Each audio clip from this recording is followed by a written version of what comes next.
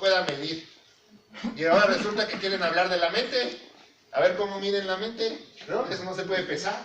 Y ya hay científicos que hablan de la mente, con teorías matemáticas y físicas y químicas y todo. Lo que pasa es que tienes que aprender que la mente es algo que surge también en cuanto tú te cuestionas.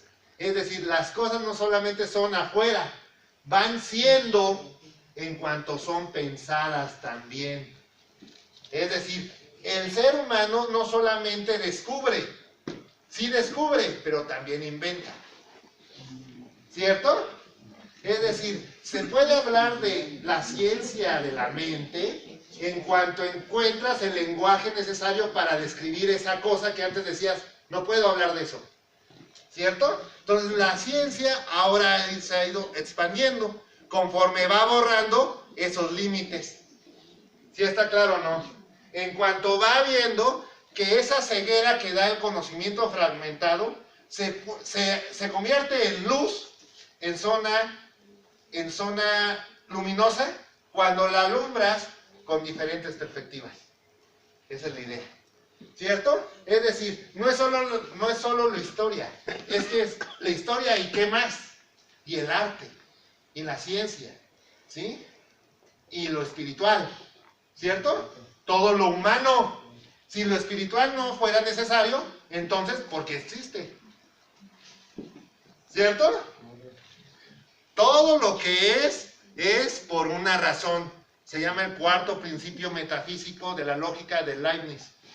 Todo lo que es necesario por una razón. Busca la razón. ¿Sí? Y entonces, vamos a hacer un paréntesis para entrar a la parte técnica, práctica más importante, que es que tú aprendas a anclar los aprendizajes a través de la emoción. ¿Cierto? Entonces, ya que te di este panorama general de lo que se pretende ahora, es que te des cuenta que no basta el contenido para generar un aprendizaje. Hay que lograr emocionar al alumno. Dígame. Ya pasó en el número 7 del autor Edgar Morin.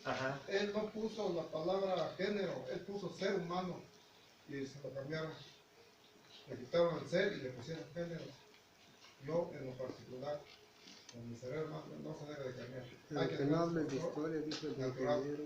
Sí, esas son las adaptaciones que hace... Que está en una nueva escuela mexicana. Exactamente. Porque se están metiendo, y discúlpame, pero muchos de ustedes no están enfocándose, nos estamos dejando llevar algo. La palabra género nos va a llevar a grandes fracasos y grandes problemas. Yo entiendo esa postura. Yo entiendo esa postura, pero así lo están queriendo manejar.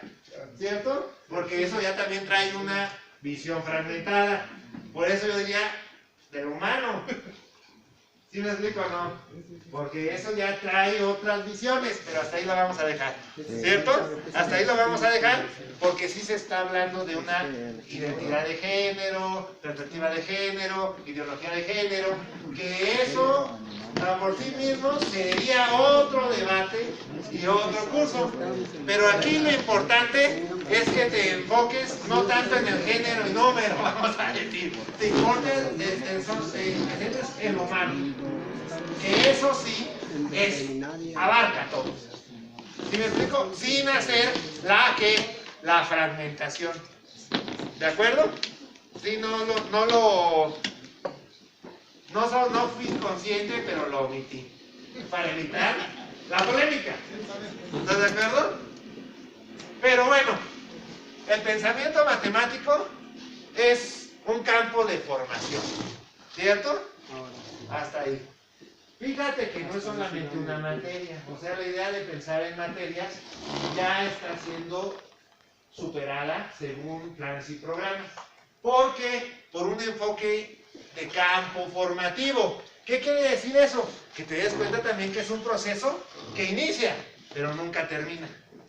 Es decir, nunca se va a acabar de desarrollar completamente ese pensamiento.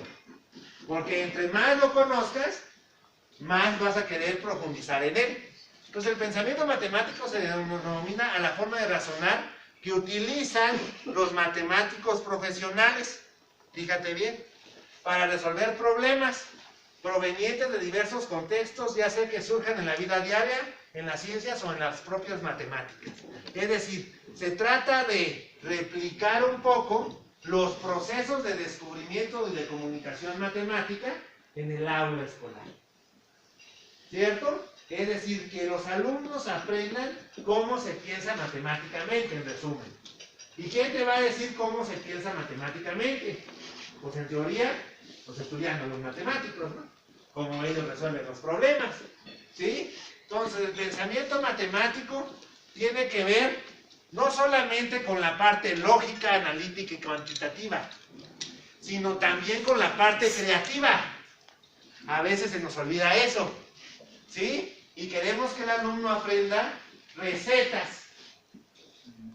Y las matemáticas sí son recetas, pero no solo recetas. La receta tiene sentido cuando la entiendes.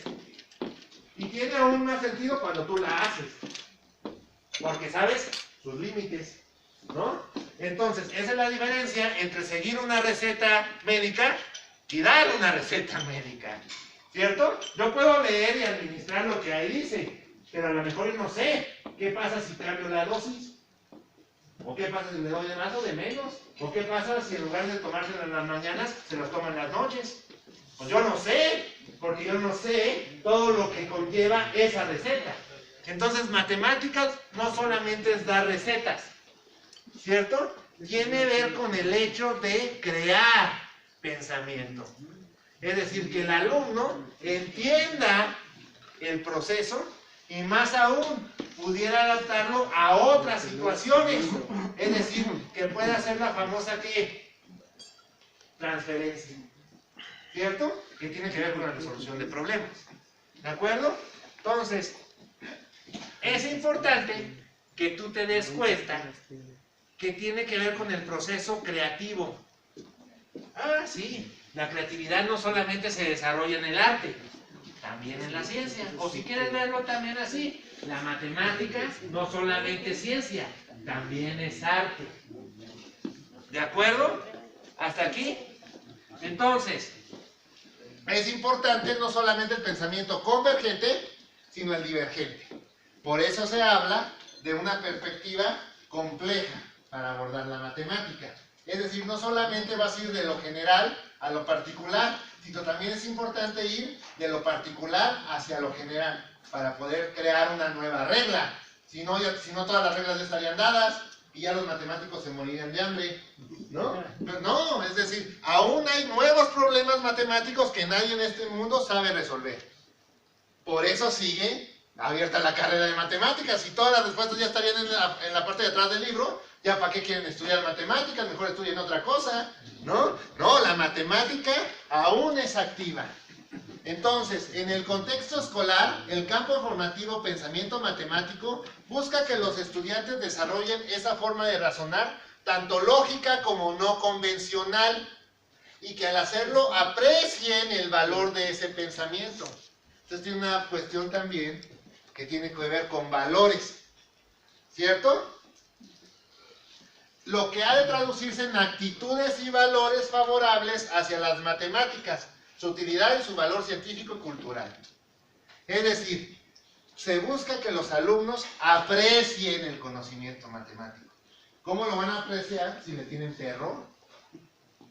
¿Estás de acuerdo? Entonces, una de tus misiones es no aterrorizar a tus alumnos con la matemática. La matemática ya no debe ser el coco o castigar con cuentas, ¿no? Eso es malísimo.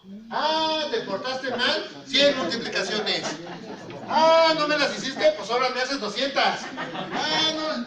Eso hace la mano nervo. De 2 en 2 hasta las 2. De 2 en 2 hasta las 2. No. A ver, eso va a ser contraproducente. Porque tú lo que quieres es que aprenda a multiplicar. no castigarlos con multiplicaciones. ¿Sí está claro, no? Eso va a vacunarlos. A lo mejor gente las hace, pero ¿sabes qué es lo que va a aprender? Va a aprender a odiar eso. ¿Sí, no? Va a aprender que ni me las mencionen esas cosas. Con eso me castigaban, ¿no? Con eso me castigaban. Entonces llegan en la prepa y dicen, y fracciones. ¿No? Ya, voy a reprobar, maestro. Es que yo nunca aprendí fracciones, ¿no? Siempre me dejaban 50 de castigo, ¿no? Y luego lo peor es que el castigo no tiene nada que ver con eso, ¿no? O sea, se paró en la clase. Ah, pues de castigo, más tarea. No, la tarea tiene una función pedagógica, que no es disciplinaria. Para disciplinar es otra cosa, pero no la tarea. Ese es el problema. Porque entonces pensamos que la tarea es mala, por eso no la quiero hacer, porque es algo malo. Dígame. Por ejemplo, a mí en la escuela siempre se me dijo, Iván, y yo hasta cierto punto lo vuelvo a reproducir con los alumnos, en el sentido de que las matemáticas no es como las otras áreas, historia, geografía, en el cual tienes preguntas y la respuesta, ya están. En cambio, la matemática, yo lo hago en ocasiones, como lo que acaban de decir, 5 o 10 de tarea, porque a mí se me dijo que las matemáticas se tienen que practicar. Y lo tienes que hacer. Porque es la única forma en la cual el alumno va a seguir Pero 5 y 10 de tarea está muy bien. Lo que no está bien es, tú te portaste mal, entonces tú me haces 20 más. Eso ya no. O sea, las matemáticas se tienen que practicar. ¿Por qué? Porque es lo mismo que meter goles. El que mete más goles es aquel que más practicó, es el que más ha tirado. ¿Sí me explico? El punto es el por qué. Si tú le dices al niño, es decir, nada con exceso. todo con medida, ¿no? Si tú le dices al niño, es más, aunque tú ni le digas, si tú pones un juego que implique que haga una cuenta, y el juego efectivamente es divertido, el niño lo va a hacer, aunque tú ni le digas. Y ahí va a estar practicando más de 20 veces, más de 50, más de 100. El chiste es que encuentres la actividad donde la persona vea que, o sea, haga eso porque, a lo mejor porque quiere hacer otra cosa. ¿Sí me explico? Entonces tú puedes poner estrategias didácticas, ahorita vamos a verlo después, cómo trabajarlo. Ya sea que sean centradas en un contenido específico matemático o general. Esos son los propósitos generales. Concebir las matemáticas como una construcción social en donde se formulan y argumentan hechos y procedimientos matemáticos. Adquirir actitudes positivas y críticas hacia las matemáticas. Desarrollar confianza en sí mismo. Fíjate, y a veces lo que hacemos es que el alumno desconfía de sus capacidades. Confundir. Y más que confundir, inclusive generar inseguridad. Pero no inseguridad en el resultado, inseguridad en sus capacidades. ¿Sí me explico, no? Porque está bien que puedan decir, no, pues a lo mejor no está bien, ¿no? Hay que checar. Pero te puedo decir, es que no, es que yo no puedo. O ¿sabes? Es que yo siempre lo saco mal. ¿No? ¿Por qué? Y luego desarrollar habilidades que permitan plantear, resolver problemas usando herramientas matemáticas en situaciones rutinarias y no rutinarias. Es decir, en contextos de ejercicio de problema, que vamos a ver que no es lo mismo. Uno de esos ejercicios cuando tú dices, a ver, resuelve estas multiplicaciones. Eso es un ejercicio. Pero si es un problema que implique pensar y que detecten que es una multiplicación, tal vez ya sea un problema. ¿Sí? El problema se convierte en ejercicio cuando ya todo el mundo sabe cómo se hace. Y nada más falta que está complicado hacerlo. Pero lo complicado no es la complejidad, como vamos a ver más adelante. ¿Sí? El enfoque pedagógico ya te lo sabes. Es resolución de problemas. ¿Sí? A través de una metodología de competencias. La resolución de problemas. Es desarrollo del pensamiento matemático a través de resolución de problemas. Así se define. Ese es el enfoque pedagógico. Entonces, por eso, inclusive le llaman al libro Desafíos Matemáticos. Ahora, yo les voy a explicar en qué se sustenta la metodología que trae desafíos matemáticos. Se sustenta en una cosa que se llama la teoría de situaciones didácticas, que es una teoría que surge en Francia, ¿sí? De la didáctica francesa. Y de hecho, tan es así que eso lo quisieron implementar ya casi en todas las materias. Esa idea de hacer una situación y que el alumno piense y a través de ella elabore una situación, una solución, y luego la comente y la socialice. Y ya el maestro nada más le da forma institucionalizada. Eso lo están implementando casi como cartabón en muchas de las materias, no sé si te has visto. Y entonces te decían, ¿cuál es tu conflicto cognitivo? Te decían en tu secuencia didáctica. ¿Cuál es tu conflicto? ¿Cuál es esto? Todo eso viene de Brousseau. Brousseau creó la teoría de situaciones didácticas y te dice que la mejor manera de enseñar matemáticas en primaria es a través de resolución de problemas. En un ambiente que vaya llevando al niño, ¿sí?, de un proceso en el cual resuelve con ayuda del profesor a un proceso, a un lugar donde podrá resolver sin la ayuda del profesor. ¿De acuerdo? Y cuando ya el alumno sabe resolver sin ayuda del profesor, ya tiene una habilidad matemática. ¿Sí me explico, no? Porque ya puede pensar como matemático solito. ¿Sí? Entonces llevarlo de una situación didáctica a una situación adidáctica, en el sentido que ya no tiene la guía del profesor.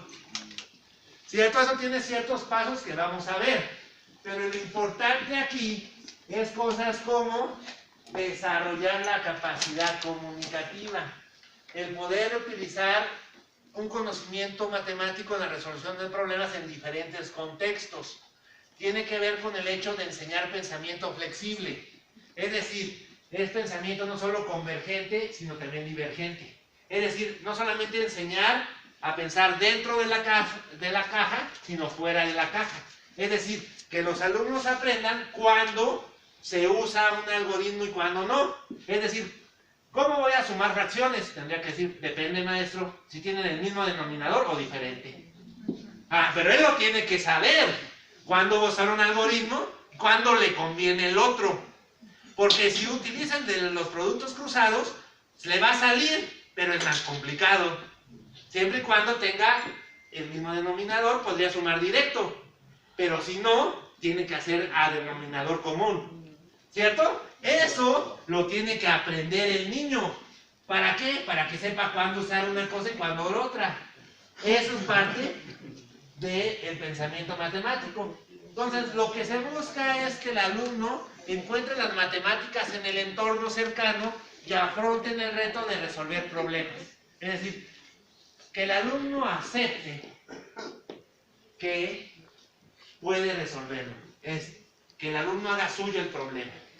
¿Sí? Que use las matemáticas para modelar la realidad. Y por último, que lo disfrute. Disfruta la matemática. Goza la matemática. Vive la matemática. ¿Sí me explico o no? No sufras la matemática. No huyas de la matemática. No temas la matemática. La matemática es algo que hay que disfrutar. La matemática se asusta de nosotros. Y ya te lo dijo Glenn Doman. ¿Quién era Glenn Doman? ¿Conocen quién es Glenn Doman? Glenn Doman es un teórico que te decía así. Le decía a las mamás, porque era de educación inicial en principio, decía, si tú y tu bebé no disfrutan de lo que están haciendo en ese momento, paren e intenten otra cosa. Porque aprender debe ser algo divertido. Y yo hago una paráfrasis y te digo, si tú o tu alumno no están disfrutando de lo que está sucediendo en ese momento en el aula, para e intenta hacer otra cosa. Porque aprender y enseñar debe, y de hecho es, un proceso gozoso. Si tú no estás disfrutando, ¿cómo crees que están los otros? ¿Estás de acuerdo? Si tú no estás disfrutando la materia, ¿cómo crees que están los niños? Entonces, eso es lo fundamental. ¿De acuerdo? Eso va a ser la clave. Y entonces, aquí te voy a comentar precisamente, me voy a salir de la presentación, y vamos a ver un elemento fundamental. ¿Y aquí qué onda con esto? ¿Por qué salió así? Ah, es que está como... Pero sí se alcanza a ver, ¿verdad? ¿Se ve todo? Ya se ve todo, ¿verdad? Vamos a hacer un proceso. A veces partimos mal cuando enseñamos matemáticas y tenemos que partir primero del gusto, y para generar un gusto a veces podemos empezar con el asombro, crear un asombro. Por ejemplo, en matemáticas es importante el encontrar patrones, ¿no? Entonces, fíjate bien, vamos a jugar un rato. Esto es aprendizaje de las matemáticas a través del juego. Entonces, a ver, ¿usted quiere jugar, maestra? ¿Sí le gusta jugar? Muy bien, ¿cuál es su nombre, maestra? A ver, Norma, primero me tiene que decir si usted cree en la magia. En la magia del amor, no sé. No, la magia de las matemáticas. ¿Creen en el poder de las matemáticas? Es que esta es una divina, pero no es cualquier adivina, es una divina matemática, ¿no? Es una adivina matemática. Entonces, esta adivina matemática nos dice lo siguiente. Déjenme ver si lo puedo... ¿no? Ahí está. ¿Cierto? Ahí está. Entonces, fíjate bien lo que tienes que hacer. Si alcanza a ver usted, ¿verdad? Porque tiene muy buena vista. Yo no veo nada. ¿No?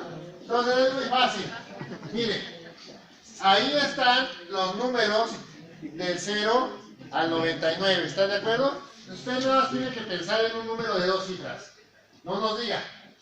Usted piensa en un número de 2 cifras. ¿De acuerdo? Y luego va a hacer esa operación que está ahí. ¿Cierto? Número de 2 cifras. Luego a ese número le va a restar la suma de los 2 dígitos. Por ejemplo, ¿sí? Ya después usted va a ver qué símbolo le corresponde a ese número que pensó y no nos diga nada. ¿Sale? Entonces, por ejemplo, suponga que le dio 5. Entonces va a buscar... Ay, es que está al revés.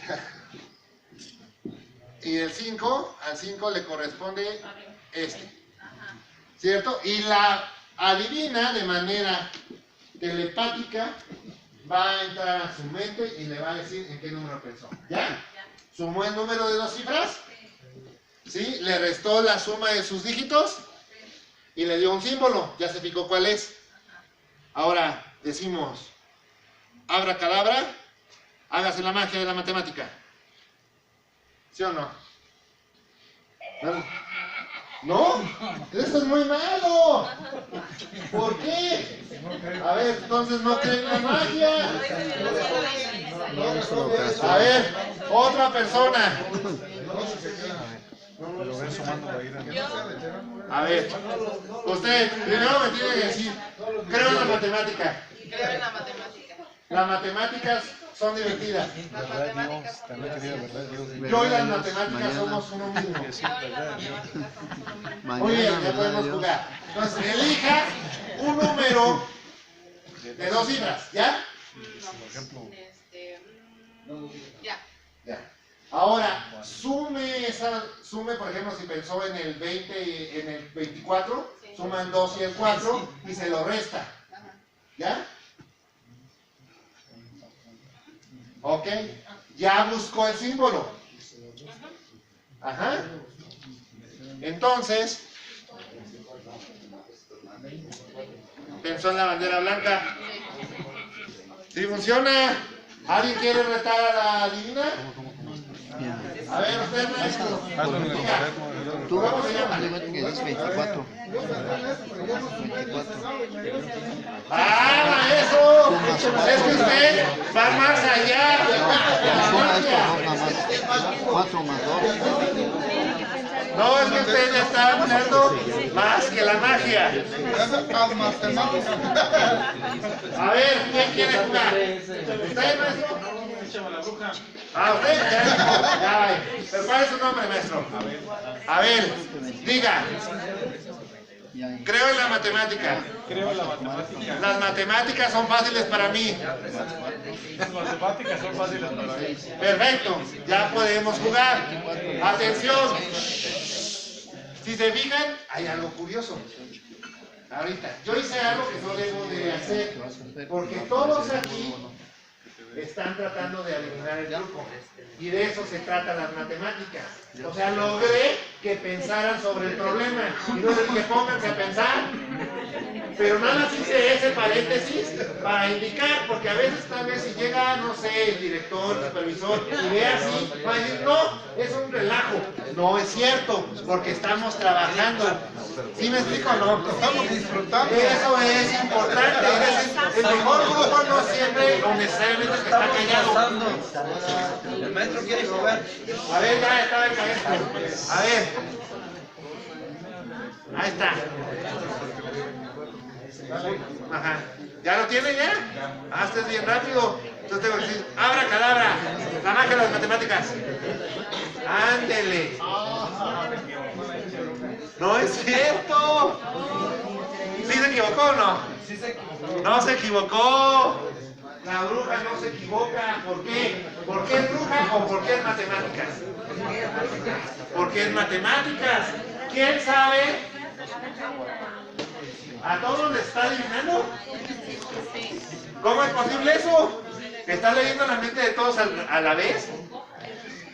Es una cuestión de ilusión colectiva. ¿Qué está? A ver. No creo que todos estén pensando en el mismo número, ¿no? Hay muy poca probabilidad de eso. A ver, vamos a jugarlo ahora. Vamos a jugarlo ahora en dos personas, maestro.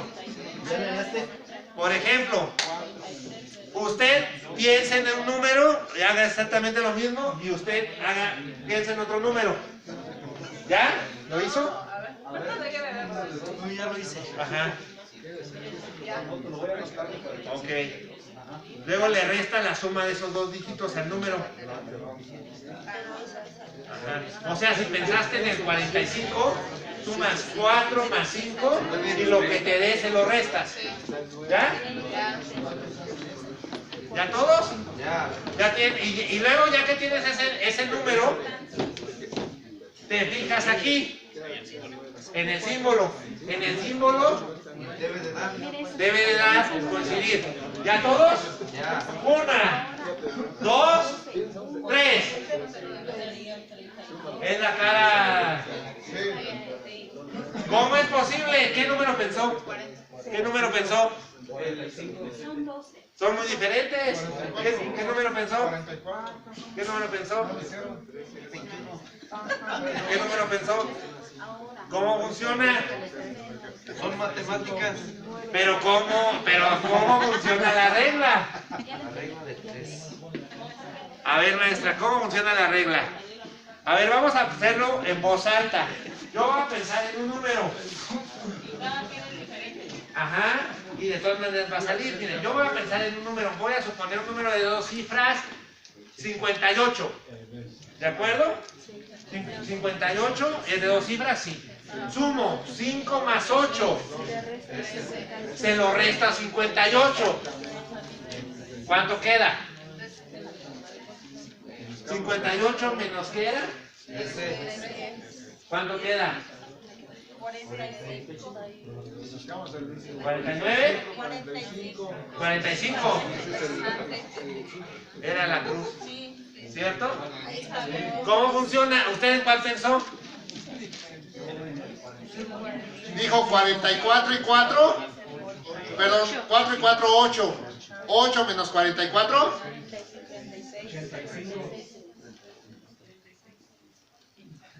¿Cuánto? 36. ¿Qué tiene en común el 36 con el otro que habían dicho? A ver. ¿Y cuánto le salió la resta? ¿Y ¿Y qué tienen en común el 63 con el 45? A ver, piensen uno. No, sí. ¿Pero qué? ¿Son números qué? Múltiplos de 9. Fíjate bien. Piensa en un número. Haz lo que te dije y siempre te va a dar un número que esté en dónde. ¿En dónde debe estar? Fíjate bien. A ver, ¿dónde debe estar? 9, 18, 27. Va a ser uno de aquí, mira. Y si te fijas, todos los números que están ahí tienen ¿qué? El mismo símbolo, ¿cierto? Excepto el 90, por una razón, que es como si fuera un 0. O sea, ese no te puede salir nunca 90. Y el 9 pues es el exacto. Es un múltiplo de 9 diferente de 90. 9 por 9. El número que quieras con dos cifras. Mira, piensa en uno. Por ejemplo, 12. 1 y 2, 3. 12 menos 3, 9. Entonces cae aquí. Ahora piensa en otro número.